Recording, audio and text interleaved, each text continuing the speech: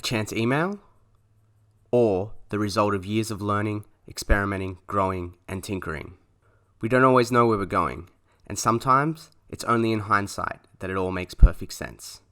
Hi, this is Sean, and welcome to the Sean Wood All Good podcast. It's so good. It's so good. It's so good. How does it feel?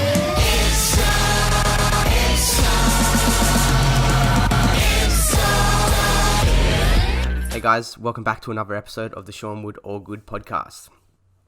So, just before we start today's episode, I am just going to say, I'm going to talk a lot about my time at Bounce today. Some of you guys that have followed me on Instagram and YouTube will probably know that I did a year and a half in Sweden working for this company, Bounce.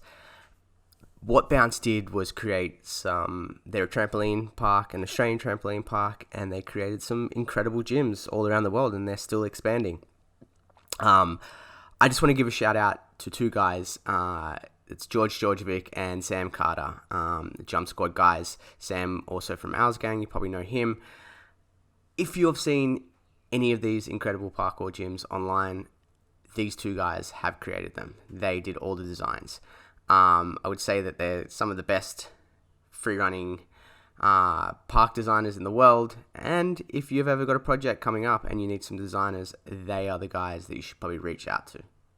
Yeah, just want to do that, and we're going to jump into the episode. So, I guess the whole thing with Bounce, I've had lots of people ask me about Bounce over the last couple of years, and there's a pretty cool story to how that all came about. And it's kind of what the tone of today's episode is going to be about. Because basically the connection with Bounce started from a random email that came into the Team Farang inbox quite a few years ago. It was from a guy named Ant. And it pretty much just said, hey guys, seen your videos online. I run Bounce. So we did a bit of research on Bounce. And we're coming to Bangkok soon. We're going to open a gym, and I'd love to work with you guys. And that was it. The video he'd seen was the Ghost Tower video of me and Jason. He'd heard my Australian accent and was like, yeah, you know, I'd love to work with these guys. This guy's Aussie. These guys are both cool. Let's see what we can do together. At the time, I had been really passionate about the whole trampoline gym concept, and I had already thought, and I remember speaking to a few people, I remember thinking that a trampoline gym would be a great opportunity to backbone a parkour gym off, especially in somewhere like Bangkok, because I didn't think that there would be enough of an industry there yet to open a parkour gym, but I always knew that I had seen in Australia, because these trampoline gyms were really big in Australia early on. There was this company Flip Out and Bounce, and I could see that they were getting a lot of traffic, they were bringing in a lot of people, and because they're quite similar, you know, it's both movement, I'd actually sat down with one person in Bangkok, a separate person, talking about the possibility of opening a trampoline gym and then backboning a parkour gym off it. I was quite young at the time, didn't have the know-how to make something like that happen, but this person had pretty much offered me land and said, if you want to do this, do it, and I just couldn't make it happen at the time. So when this guy Ant reached out to us, I said to Anand, hey man, you know, I would really like to take this email, and he was like, yeah man, go ahead, and I got in contact with Ant. So what ended up happening is Ant and I were going to sit down and have a chat, and unfortunately, in between the time of us chatting and us needing to meet, or when we were going to meet, I actually had my motorbike accident. And so I woke up in hospital, and my mum had flown in when the accident happened, and one of the first things I said to her when she arrived was like, hey, I was meant to be meeting this guy, Ant. It's really important to me. I really wanted to take this opportunity. Can you please somehow reach out to him and let him know they've had this accident? And I just wanted to make that contact later on. So mum did it. She reached out to him and said I had the accident. And I thought that was where it was going to end, and then I'd reach out to him later. Anyway, I'm laying in my hospital bed. I'm still in this. I'm going to talk more about my accident on a later episode, but long story short, I was in this really rough hospital to start off with. I had a drip pulled out of my arm the night before, and there was blood everywhere, and some sort of traumatic experiences were going down. The windows were open in the middle of Bangkok, right? They were like all windows open. If you've ever been to Bangkok and you're in like this sanitary, like you're in a hospital, you're wanting it to be clean, and they've just opened the windows, and I'm sweating my head off. And out of nowhere, the nurse comes in and goes, there's an Australian man here to see you. And I'm like, okay. And they're like, I'm like, what's his name? They're like, Ant. And I didn't put two and two together at the time. And through the door, this guy walks in and he's like, hey man, I'm Ant from Bounce. I'm here to talk to you and see how you're doing. And I was like, holy shit, this is awesome. So I looked at Ant at that time and I'm like, man, I know it doesn't seem like it now, but when I am better, I am going to reach out to you, and I still want to work with you. And he said, he looked at me, shook my hand, and was like, look, let's do it. Take your time, reach out to me when you can. Fast forward about 8 or 9 months, I was back in Australia. Body's still pretty messed up, but I decided, I think it's time to go back to work, and I reached out to Ant. We had some backwards and forwards, some emails. He was like, look, man, there's not a lot going on here in Australia right now, but we're expanding worldwide. I don't have anything for you right now, but I will let you know when you do. About a week later, I get a call from him. He's like, it's a Monday morning, and he says to me, hey, Sean, can you be in Melbourne on Wednesday? I'll get you a ticket. We've got this opportunity. What do you think about moving to Sweden? I was like, well, to be honest, I've never ever thought about living in Sweden, but I'm open to the idea. He said, all right, I'm going to get my assistant to send you through the ticket, and I'll see you Wednesday. Wednesday arrives, I go to Melbourne. I meet this guy, Daniel Durson, tall, handsome, Swedish man, very charismatic guy. Within the course of about 45 minutes, they convinced me, and I committed to flying to Sweden and going to help them launch Parkour gyms for an indefinite amount of time. I was sent a ticket and touched down in Stockholm 2 weeks later with a working permit and no amount of time knowing when, just there, right? It's just like, let's do this. So, what does this all mean? When I arrived to work in Bounce in Sweden, I did not have a job title. This was their first gym that they were opening in Sweden, and they had rollout plans. And the conversation that went down between Daniel and I, when we talked about my skill set and what I was going to do, was we're not going to create a job title. With it being a new startup company, we're going to let me get there, see where my skills adapt to the business, and just run with it. I was probably the third or fourth person hired for that business in Scandinavia. And yeah, so the roles I had over the year and a half I was there, I was an athlete, based on them being a parkour space, because they had these parkour gyms attached to this huge trampoline gym. I was a trainer.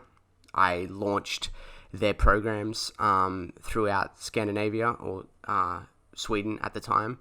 I was a brand ambassador, bit of an Instagram following, helped connect them with the parkour community. The first couple of events we put on, I reached out to the community and used those connections to get people into the gym.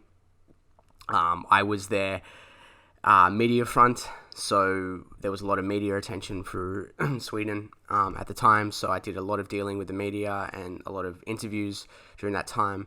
I was consulting with construction. We launched 2 more gyms, so 3 gyms total in Sweden in the year and a half that I was there. So it was my job to consult with all the construction guys.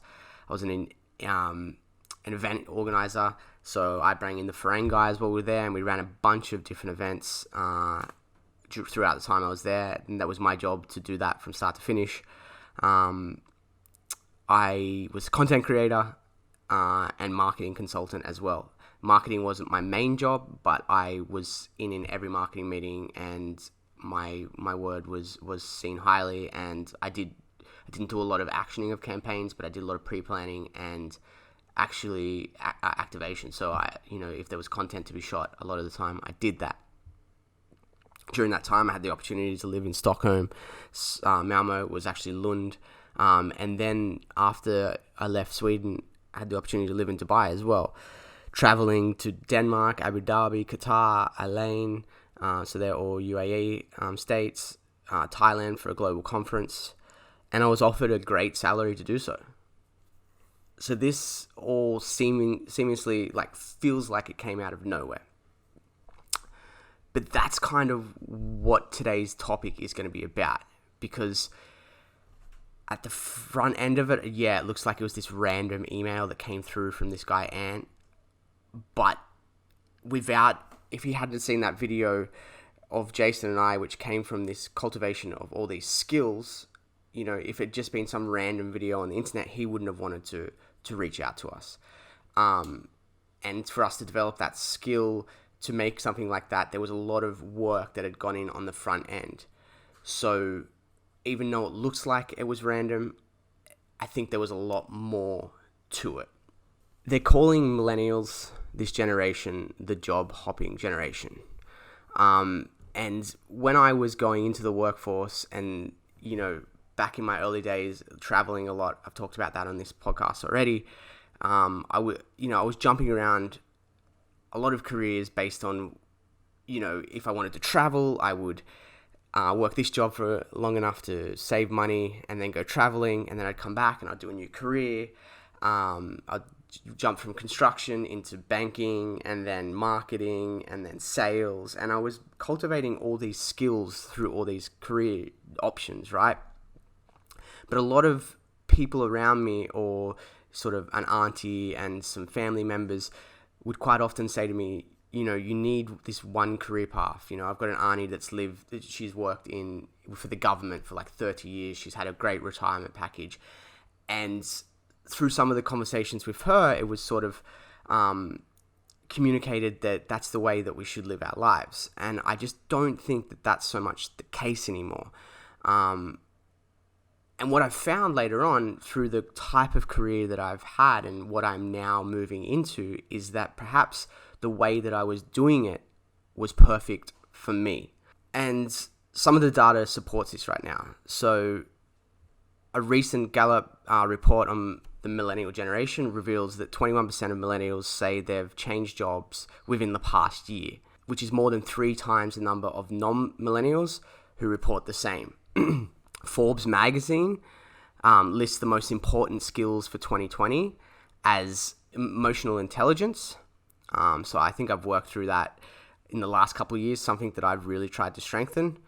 Creativity. I think parkour and my parkour career has definitely encouraged that. The time in when I was working for the bank, I did somehow got pulled off the phones and did some creative stuff with them. Then my time at Farang has really cultivated that creativity, and then also the marketing skills, creative from producing videos, shooting, editing, thinking creatively for the business. But then number 3 is flexibility and adaptability. I think on the baseline we could say parkour has helped cultivate this, but this shifting of careers and jumping all over the place, which a lot of people would feel discomfort in. A lot of people love that security of having that constant income, that regularity. They don't want to ever be in this position where they don't know where the next paycheck is coming in. I've kind of leaned into that. That's kind of how I've lived my life. And now an organization, a company like Forbes are equating that as an important skill for the future. Then number 4 is data literacy. I truly believe that everyone should learn to code at some point. Data literacy is definitely something that's going to be being a very important skill for the future. Then tech savviness in general. And I think this is somewhere that I've gotten really lucky. I was a really early adopter to the whole computer space.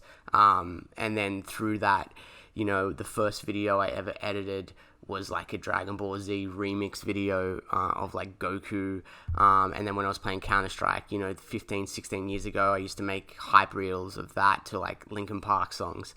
But then there's also this whole movement at the moment where a lot of people are doing like social media blackouts.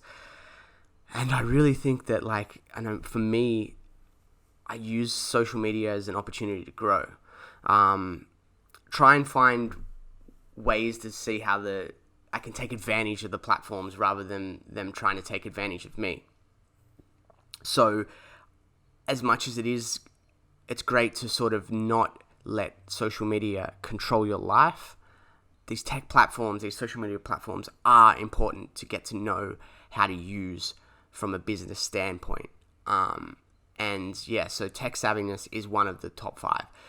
All of those, those 5 things are built around personality traits, or the first 3 are really personality traits. And then the 4th and the 5th are sort of things that didn't really exist in the past, but it's definitely being referenced as a more contemporary thing: data literacy within computers, and then tech savviness. These are new industries. These are adapting industries. These are where like the previous generation probably fall behind. And I did do a short course recently in business development, and it was a bit sad. There was some older people that were starting. They were in like their 60s, and they were trying to have like a career change. Maybe they were out of work for a while and they were doing this course. Later on in life, they're wanting to shift and modernize, and it was quite sad because it felt that these guys were a bit lost and didn't have a lot of data literacy and tech savviness, and so they weren't very easily able to find their way in the modern world. I just don't want to ever be in that position. I want to stay up to speed with these technologies and really remain as ahead of the curve as I possibly can. So I guess in summary of this whole sort of discussion that I'm having is, I don't think it was an accident I was able to work with Bounce and add the value that I did. Even though my skills didn't particularly make sense when I was learning them, they sort of all built my skill set that allowed me to be able to work for Bounce. I added values in places I never thought I would, and with skills that I didn't know that I was developing through these traditional businesses and jumping around so much. And as I said at the start of this episode, it doesn't always make sense at the time. Sometimes we get stuck in this mindset of like, what I am doing right now isn't getting me towards where I'm going. But then in hindsight, when you realize that you've cultivated this skill, it never pays just to be a good filmmaker. If you're a great filmmaker but you don't have the business skills on the side, then you're not going to be able to sell yourself. So the time that I did in sales and studying sales has helped me now be able to sell myself as a filmmaker and know how to ask for the right amount of money rather than getting taken advantage of. And then because I also learned how to edit, I now add more value to a customer when they come to me because I can offer a full package. Then on top of that, I can also do the photography to go with the video. So now instead of having to hire 2 people, they can hire me to do 1. And then on top of that, if I really want to, and a lot of the time my strongest offering these days is then being able to market. So suddenly I'm a consulting agency of my own that's able to do pre-planning, execution, and then editing at the end as well, and then market it if that's what the customer wants. When I was learning all those skills individually, it didn't make a lot of sense, but now that makes the full package. So yeah, I hope that made sense. There was a lot compacted in there, and I'm trying hardest to get it all in. I know I'll probably get to the end of this and go, oh, why did I not mention that? But yeah, that's kind of my rant for today. I hope you found some value there. I want to just give a quick shout out to all of you guys and say thank you for the support. I've started an Instagram just for the podcast. You can find that at tag All Good Podcast. I've had some great conversations over there and some great feedback from you guys. And I'm really enjoying the opportunity to open this up, and I want to try and create a bit of a community through this podcast and backwards and forwards discussion, and just have those conversations about things that I think are cool within the parkour space. Thank you for listening to this episode of the Sean Wood All Good podcast. I'd love to hear what you guys have to think about it. And, if you think someone would find value in this episode, please share it with them and maybe give it a rating on iTunes, all of that stuff. Maybe give us a comment on iTunes. I'd love some comments on the iTunes. That would help so much, guys. And just to finish this off, I would like to just dedicate this episode to Tony Lacey.